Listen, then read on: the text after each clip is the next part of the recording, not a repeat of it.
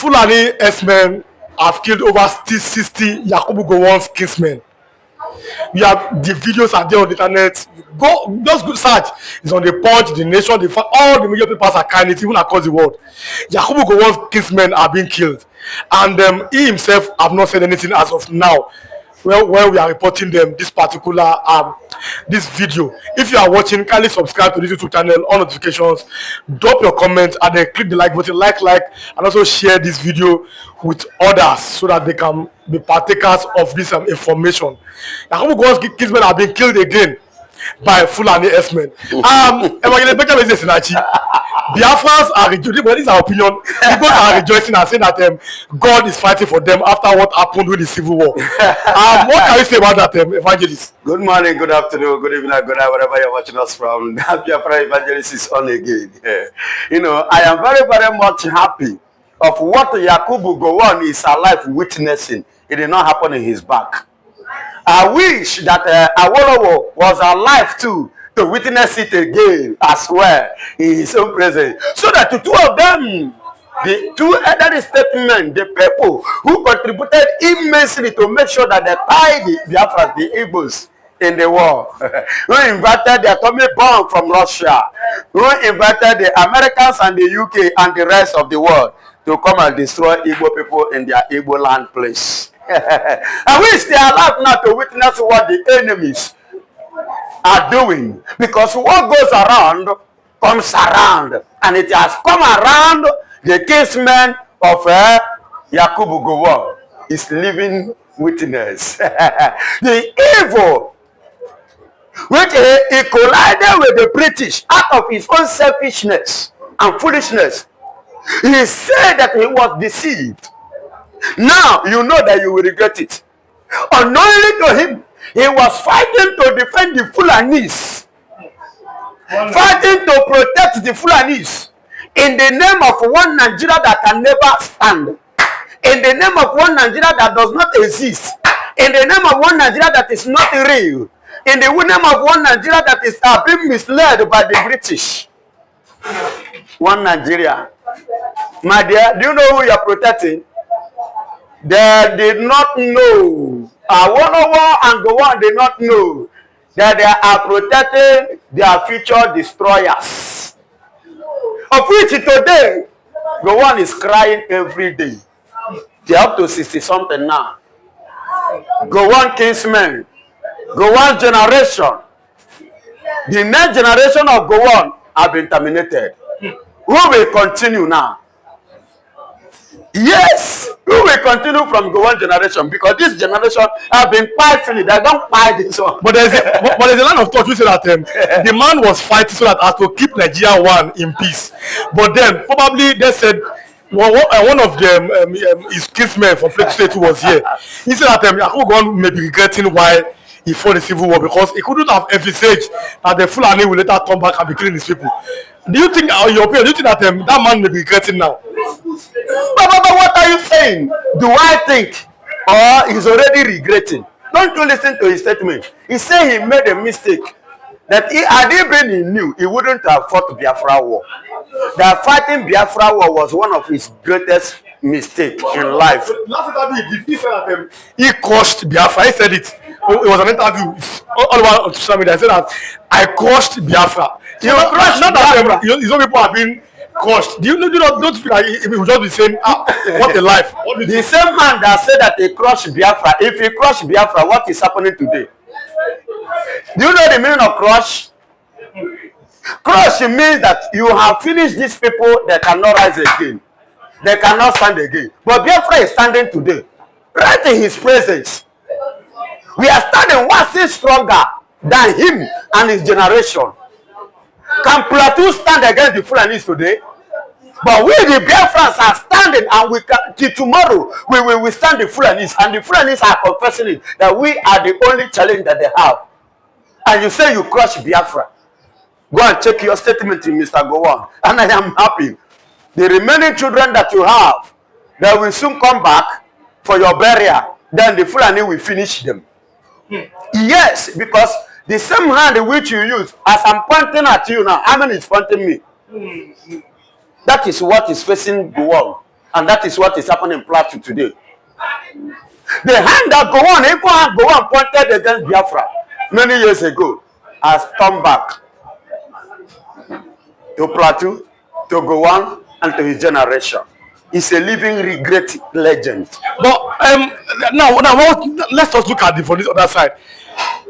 What is the way forward if every day in Ondo they buy people, they even buy kings, they buy traditional rulers, they buy the Fulani people or the Fulani militia? Where are they? Are these ones Nigerians? Where are they from? And why are they so powerful and so bold that they do something and go away with it? Now listen, I want to give you a hint today. The Fulanis you are talking about are strangers who migrated from Gambia in 19th year, Senegambia to Nigeria. So they are not Nigerians? They are not Nigerians. They migrated from Senegambia to Nigeria. These are the people. And the Govt was like trying to keep this country according to him, because he did not understand the signature, the handwriting on the wall. And the secondary, like you said, how do we minimize, because you can't stop it. No, we can't stop Fulani again. You can't stop Fulani again. They have taken over the whole place. They have taken over power. Because when they were busy, hunting for soldier office, for uniform, you are busy. Yoruba man was busy going to school. Igbo man there was busy minding business. They are joining soldiers. And they are busy joining uniform. With the evil heart and intention to handle God, to possess God. But you and I believe that even if they hold the gun, they will use it to protect you and I. As in to keep the one Nigeria, as they said. Now, the same gun that you and I give to them is what they have used now. They are using now against us in the name of one Nigeria. Do you see it now? So the only way and the only source to minimize and to stop and to limit these things, please let the Igbos go. Let the Biafrans go. Wait, are you saying that if the Biafrans, for example, if they still want to leave the country, will that make the flying to stop? It will minimize many things in Nigeria. You understand me? By the time Biafra pull up now, stand, there are those mineral resources that is coming from the Biafran and that they are using to carry out this, to make this money and sponsor these useless people. They will not be getting it again. It will be minimized. Are you getting it? Because hèrdsmeñ cannot sell cow and use it and buy gun and buy bullets. I'm even thinking, how can somebody be renting cows and using AK-47? Where is the money? Are you not thinking that these people they may have been funded? That is what I'm saying. These people are the one funding them, and they are generating that money from the resources that come from the Biafra land. So whereby that resources is stopped from cut off from them, let them mind their own business. You will see it that the sponsoring they are getting, the financial aspect of backup they are getting will reduce, and they themselves will minimize themselves. All these things will stop. Even if it's happening, it will not be in a large quantity. But I don't think that maybe state police can, at least, if we have state police in Nigeria, maybe there will not be all this unwanted killings and destruction anymore. My brother, we have different kind of uniform people in this country, and who are possessed with a gun, yet they cannot stop these people. Do you know how many soldiers that dies every day? It was it last week or 3-4 days ago? Today is already Saturday. Yeah, during the week, either Monday, Tuesday, thereabout. Over 300 soldiers of the Igbos departed from Nigerian military. Okay, they left the military. They left the military. Why? Why would they? And where did they left? They went to serve their nation. Good and fine. They were not given a fair treatment which they are giving to others. Maybe, I am telling you out of the confession that they leak out. I said maybe these are just allegations. We cannot substantiate them from now. Maybe we wait for the. I say when as I'm talking, do your findings. That is the way I do my things. You later do your findings. They left. And let me tell you, most of the people that departed from Nigerian military service last year, thereabout, or February, January this year, most of them were the Igbos who travel out of the country and run out of military. You remember? You understand? Yes. So I am telling you this. All these things because of what is happening. The best way is for us, everybody, mind your mother's land. That is the only. This country belongs to all of us. And the federal government, the presidency must act fast because time is going. From north, west, northeast, north central, southwest, southeast, south, there is general insecurity. And this is being prepared by hèrdsmeñ. I want to repeat again, I have made it a petition to the presidency and to all security agencies before, that if they want peace, Mayetiala must be arrested. These are people who have owned up. They have taken responsibility that they have killed, they maim, they rape, and do all sorts of atrocities. And yet their leadership is in Abuja, and nobody is confronting them. And until these people are arrested. When I talk, I was being castigated. I was being vilified. Nothing bad that was not said against me. I am this and that. But the reality is here. It is not just happening to Benue State today. It is happening to the entire country. Why is the federal government being silent about this Fulani men? When will the federal government come out and criticize and arrest hèrdsmeñ carrying AK-47? When are they going to do that? Are we second citizens in this country? What gives Fulani man superior to any other person, to a thief man? I am not their slave.